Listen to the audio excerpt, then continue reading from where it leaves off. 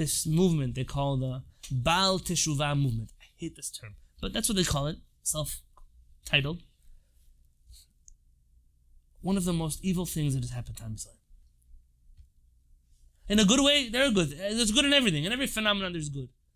Good that Jews came back home. But the end doesn't justify the means. When I was living in Yerushalayim, I was offered to teach in an organization that I thought was a big deal. And I came for an interview. They wanted me to start a whole new department, a Sephardic department. And very quickly, the things that I saw there, they terrified me. You take kids who come to Israel. They're 18 years old. They're 20 years old. They were in college. They were in university. They were studying to be something. They finished university. They have a job. They came to Israel on a birthright trip, whatever they came. They come now to Israel. You snatch them off the street, off their program. You force them to believe that Torah is real, that Hashem is real, that mitzvot they have to keep. You alienate them from their families. You change their name, that their mother doesn't even know their name anymore. That's a Jewish name. I know. I'm all for Jewish names. Even when they go back to their parents, they can't eat with them, they can't drink with them, they can't do Shabbat with them. Forget what it does in the level of Chilul Hashem to the families. What does it do to a person who now became an orphan and their parents are still alive? Rash decisions that are made without foresight, without thought into human psychology. You took away a person's career, their ability to make money. They'll have to dress the same way. They'll have to eat the same way. They have to observe the same way. They have to send their kids to the same schools. They didn't finish their college degree. They left their job.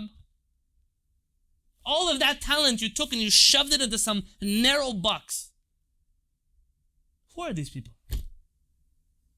Doctors, scientists, engineers, movie producers, poets, musicians. But that narrow world that snatched them off the Jewish street doesn't have room in it for those colors. And not only do you crush those souls, crush, I have no word, crush those souls. I'm not talking about the social evils, the not marrying people and not their children and not the schools. I'm not talking any of that resha, that evil in the world. It's not enough to crush that talent. At the very least, when you bring people from the outside into your camp, the greatest gift that they bring to you is a fresh perspective. They see your world in a way that you'll never see it. Imagine if all those movie producers and then all those engineers and all those professionals, all those artists, they all became part of a world of Torah mitzvot and they brought those talents here. That in Yerushalayim you'd have a Jewish Hollywood, real, teaching Torah mitzvot.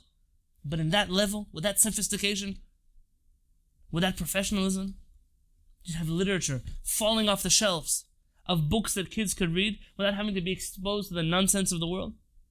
But who made this problem?